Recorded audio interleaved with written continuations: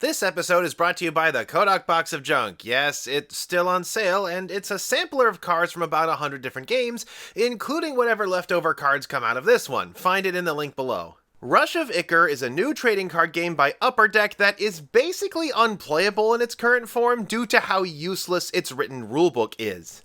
I'm sorry, but this thing is just impenetrable. Rush of Ikorr is a pre-industrial cultural smash-em-up where two teams of up to 3 players seek to be the first to gather 10 to 15 Ikorr, depending on how many players there are, and that's about as far as my understanding got before the rules suffered a catastrophic breakdown. So I've talked about rulebooks in the past and how important it is to make sure that your rules are clear, concise, and thorough, on top of being delivered in the order that the players will need for them when playing for the first time.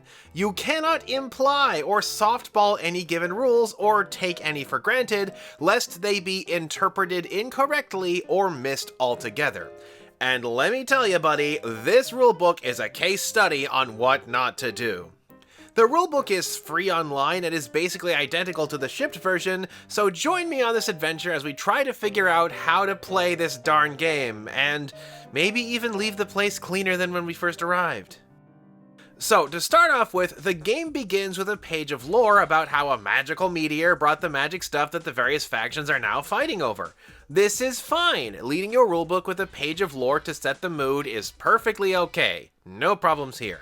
Next page, we open with a blurb about the intended game feel. This too is fine, though I can't help but notice that it says the game is 6 players, but I was only sent enough decks for 4. Maybe I'm supposed to build 2 more out of the booster box or something? That's beside the point. This paragraph is also fine. In fact, in my own rulebooks, I often combine this with my win con for a fun, moody opener. But the next part is where we get a sign of trouble. Quote, you win the game by securing a specified number of Ikorr. This number will change based on the player count. Bullet point, 3 versus 3, secure 15 Ikorr, end quote. Okay. First things first, leading with the win condition is the correct move. The game's ending might be the last thing to happen, but it should be among the first things you mention in the rules because it informs every other rule in your book by giving context as to why you are performing these various in-game actions, changing the what am I even doing this for into the much better how does this help me win. The problem here is the wording. A specified number of Ikorr which will change depending on the player count. This is a little fuddy-duddy and imprecise. Looking down the page a bit more, we do see the win cons for other team sizes, though why it's down here on its own section is a bit of a mystery. Also, the 2v2 win con is the same as the 3v3 win con, so a good win con is smack you in the face, direct, and aspirational. A clear goal rather than something you might bring up in an agenda at a board meeting. How about you win the game by being the first player to gather 10 Ikorr, thus gaining the power needed to dominate the land? And I'm leaving out the fiddly bits of that because we're moving that to the alternative game mode section. Honestly, boasting the game as a 3v3 is sort of putting a cart before the horse, so why not we make this bottom section instead be the one about having more than 2 players? Something like, Alliances! You can play this game in 2 teams of up to 3 players each for the ultimate Rush of Ikorr experience. In this format, each team must be the same size and each player brings their own deck. To win, and put this part in bold, a team needs to collect 15 Ikorr instead of 10. There! Also, notice how we flipped the script a little bit from putting the 3v3 mode at the forefront to making the narrative, you can play this game one-on-one, but playing as a team gives you the full Rush of Ikorr experience. A hint of showmanship on top of crispier rules text, making the 3v3 match an aspirational build-up after cutting your teeth on 1v1. Oh, but what about this part I have censored here? Well, if the win context was shaky, this is where the rules completely fell apart. In quotes, deck construction. Your deck must include 1 avatar, at least 40 cards containing a combination of champions, locations, and spells with an aspect matching your avatar or without an aspect, any number of infusions but no more than 1 of each unique infusion, 10 influence cards, decks can contain no more than 2 copies of any card. Okay, does anybody notice the problem here?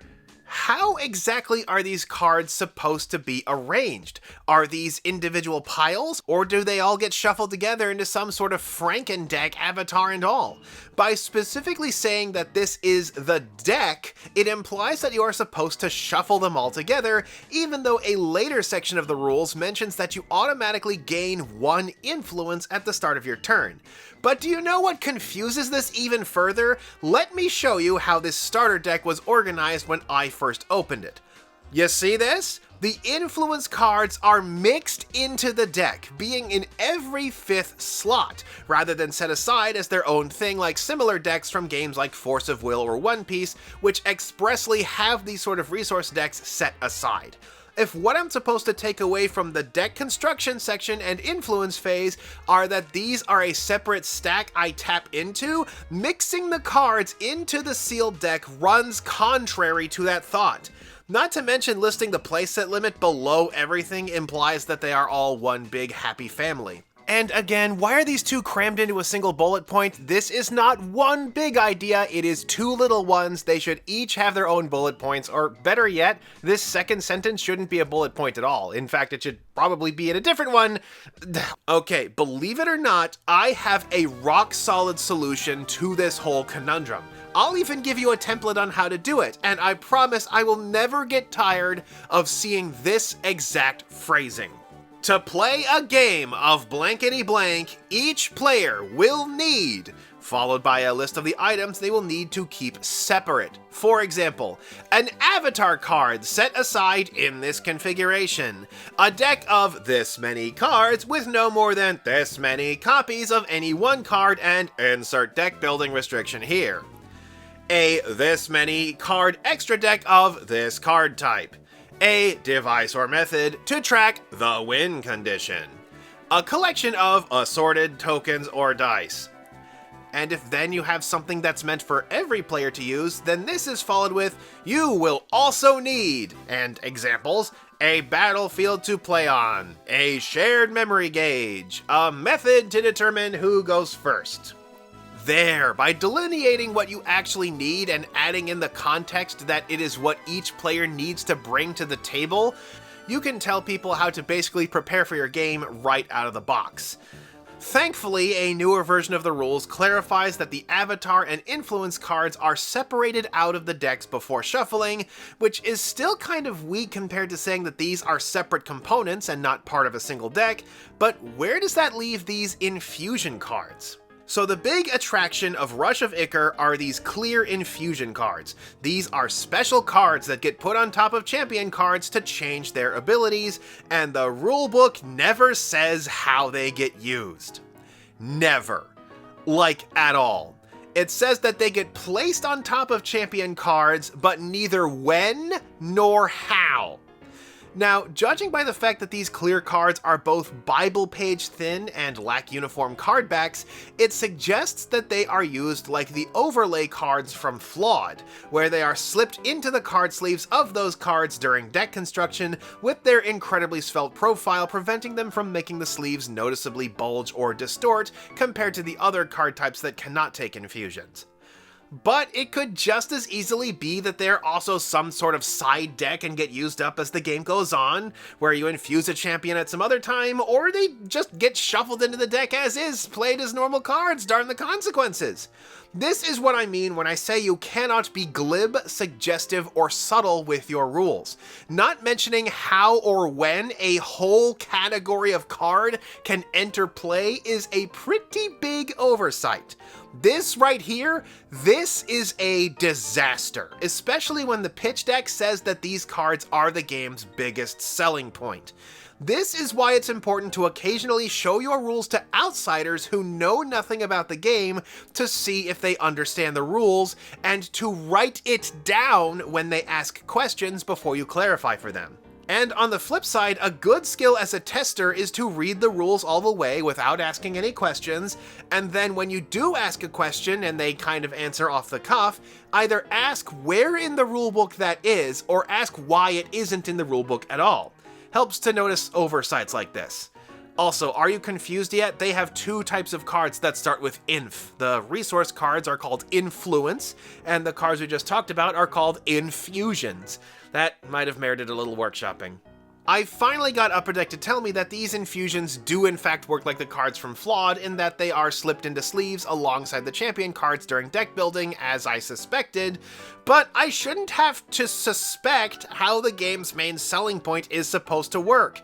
They also never mention the need for sleeves in order to use these cards anyway, and yes, you need sleeves to play. Written as rules, I would probably put this in the deck building section. Each champion may be fitted with a matching infusion card with no more than one copy of any unique infusion cards in the deck, see page 15. And then, on the actual page 15, these cards are added to their matching champion cards before the game begins during deck construction. This will require the use of a uniform set of protective sleeves for the entire deck. And maybe something on the box that reads "Protective Sleeves sold separately." Honestly, if any game needed to have some sort of collaboration with a sleeve company, it would be this one. What, did Game Genic not answer any of your calls? Ironically, while they sent me 4 decks for their 6-player game, they only sent me enough sleeves for 2.5 of these decks. What, are they assuming that somebody like me just has a ton of extra card sleeves just lying around?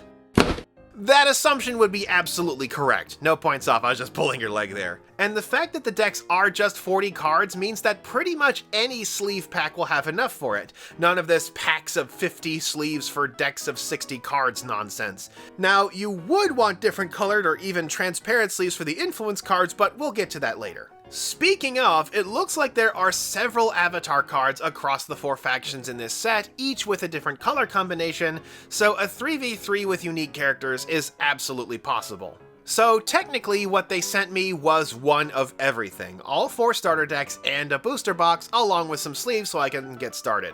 All in all, this is a good review copy, and I assume I can get decks 5 and 6 together from the added boosters. Now, these sorts of avatar cards might have made for a nice sort of box topper, especially if you ever want to do draft with this game, but instead they appear in the uncommon and rare slots. I think in this entire box I got maybe 4 more. More like 6. The starter decks include a complete deck of 40, 10 matching influence cards mixed into the deck for some reason, and the avatar card along with 3 infusions. It's got a surprisingly robust token punch card, a rulebook, no playmat but this game can make do without one, and a bonus booster pack. Neat! And thanks to how the deck is built, as seen on the back, no chance that the booster pack will contain an infusion card that you cannot use, so you're guaranteed to have a new card for your deck. So Rush of Ikorr is a game where you use your influence to play champions. These champions have both a combat score, which can be used to fight other champions with damage that remains persistent, or if they have any number of these little red crystals on the bottom right, they can instead raid that many Ikorr for your win condition. Oh wait, is this just Lorcana again? Well, I guess it's a little different, in that when a character raids for Ikorr, they don't get to actually bank that Ikorr until the start of your next turn, meaning your opponent has an opportunity to try to stop you from doing that if they can somehow get that champion out of play. This is also probably why a champion can raid for Ikorr on the first turn they are played, but cannot attack. And I know what you're thinking, but this game's version of First Strike only works if you are the attacker. No bulking out an invincible First Striker to hunt Ikorr with. As for combat, a champion can attack any enemy champion regardless of position, and combat plays out like any game of this type, with damage persisting in the form of counters rather than going away, and there isn't really any way to interact with this process. No blocker system, no activated effects, and maybe a few cards here and there that remove viable targets, but there's no way to interact directly with the choice to attack. That said, I don't think this is broken the way the Lorcana system is, because you do still need to have champions available to perform these attacks, and you have to choose when to invest your attacker's limited health pool to stop which threats. Apparently there's also an ability called Support that lets a card add their attack strength to another card, but like with the infusions, the rulebook neither tells us how nor when this ability can be activated. There are also some cute tricks. For example, every starter deck comes with a champion that basically dings a target for free when they raid, and the Greek Pegasus card basically has a better version of that effect.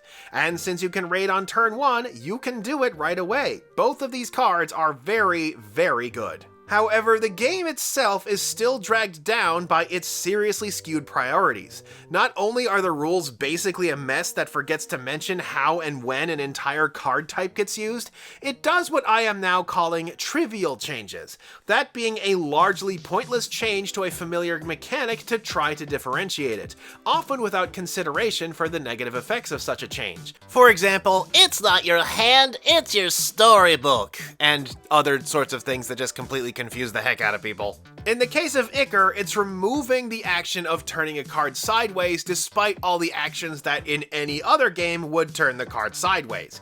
If a champion attacks, raids, or supports, it just kinda stays upright, but it gets even weirder when it comes to paying costs. So you pay costs with influence cards, which are basically Dawn cards at half speed, and to use them to pay costs, you turn them sideways, right?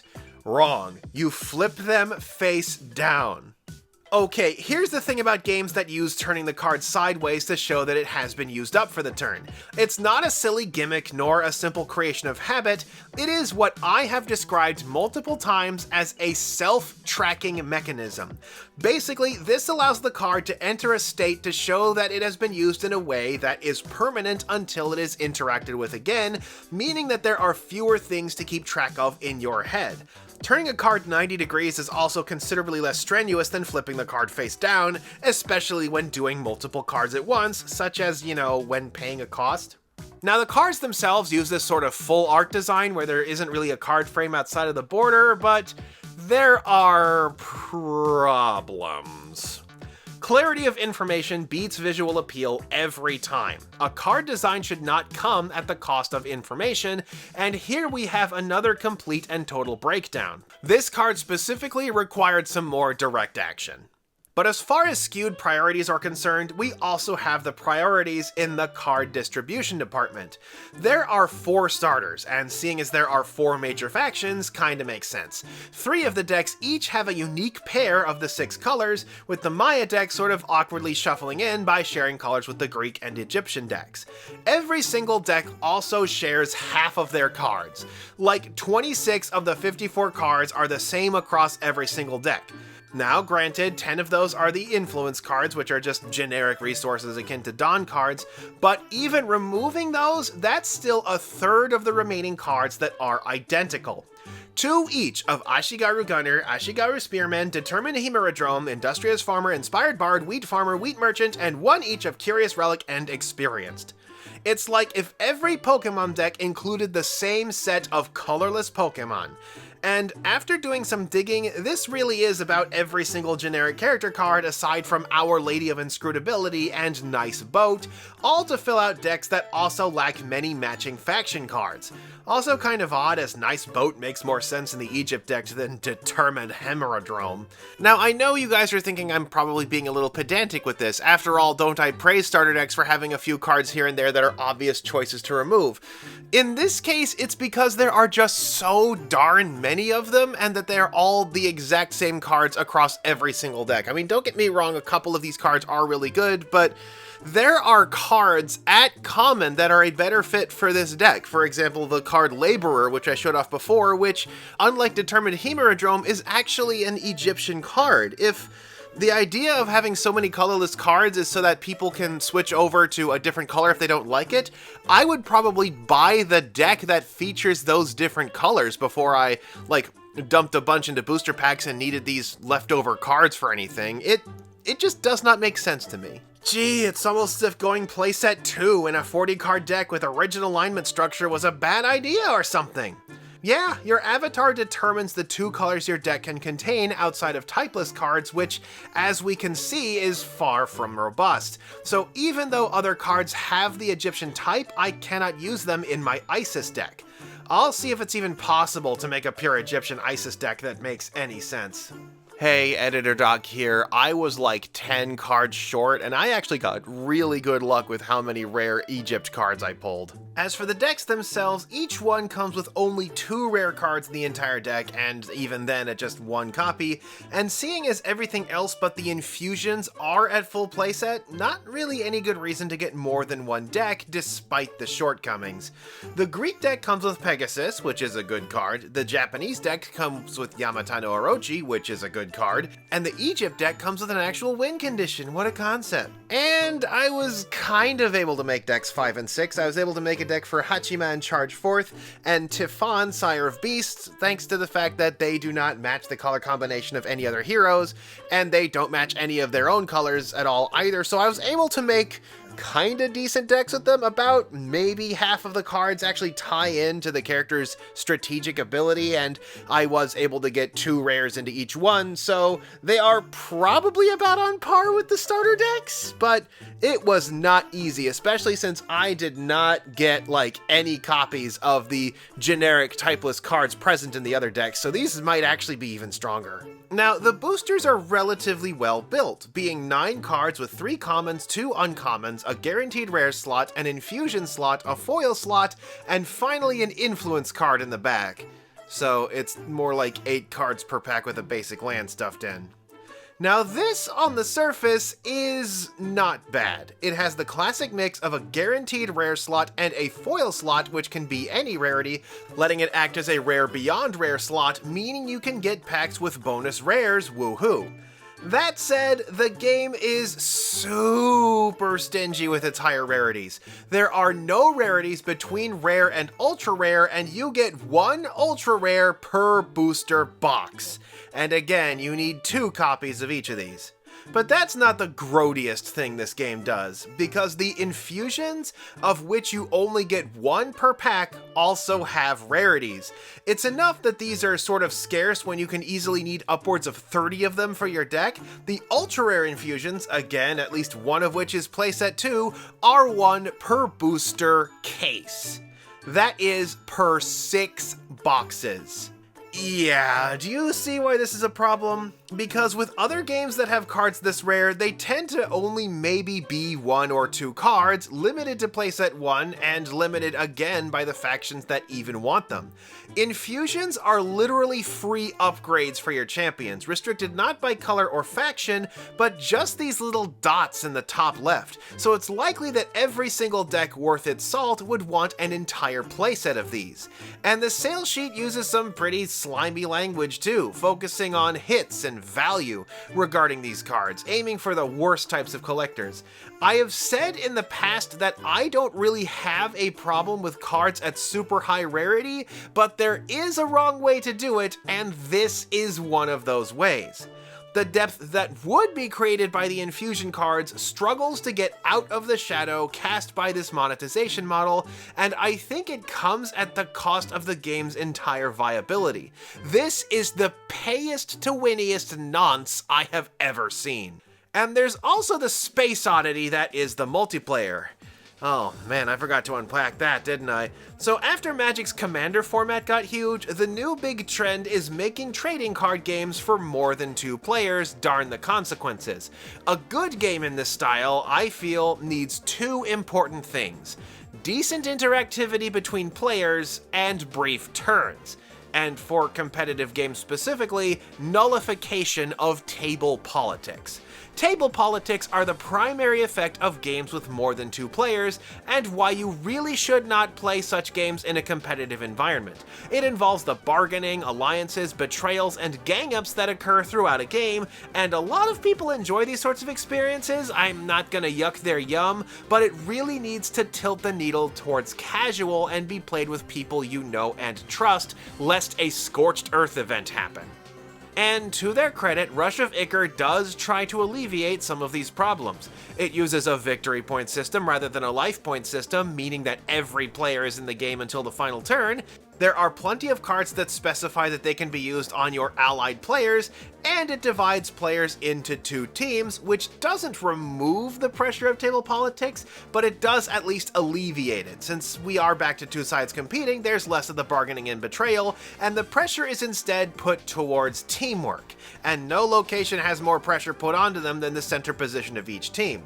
You see, players can only interact with the players immediately across from or next to them, no diagonals. So the player in the center position is given the job of being stuck between supporting 2 players instead of just 1.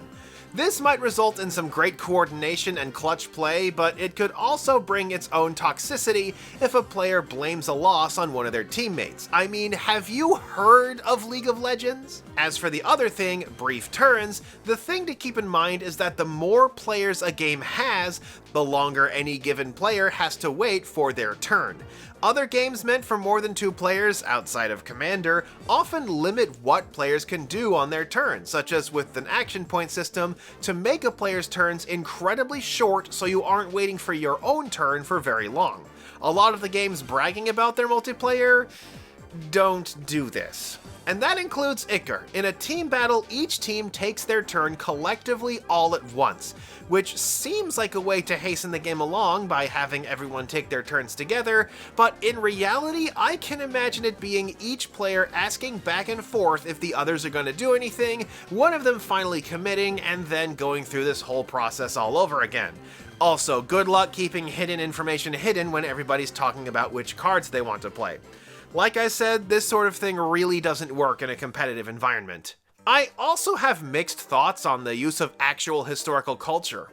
On one hand, it has an appeal similar to mitos y leyendas, with that sort of fun smash-up potential, but at the same time there is the concern of horrific misrepresentation of any of these given cultures. This is a game made in the United States, after all, concerns that other games are able to ease through the boundary of fiction, but in this case, Oda Nobunaga was very much a real person. Regarding the game as a whole, I think it has too many bad ideas. Honestly, this travesty of a rulebook alone rings enough alarm bells on how well put together this whole thing is. The way the pitch deck talks about value hits is another. How Upper Deck released a game in this state is a mystery to me. So yeah, let this be a lesson on constructing a set of rules. Keep them concise, clean, and thorough. Show them to people outside of the playtest group, pay attention to the questions they ask, and write them down, and for the love of Pete, make sure we can actually figure out what the cards are supposed to do. But okay, what if they completely fix the rulebook tomorrow? I don't think that would really change anything, as the problems with the game are a bit too deep. As with the infusion cards, they have the rarity and scarcity skewed way too far while trying to focus on a game mode that really needs to stay in the casual arena. It feels like they're trying to have a little bit of everything, and we know what happens when people try to please everybody. I'll be putting out the rules and Tabletop Simulator mod for my own Game Jam game It's Alive in the description below if you would like what I think is a good example of how to do a rulebook.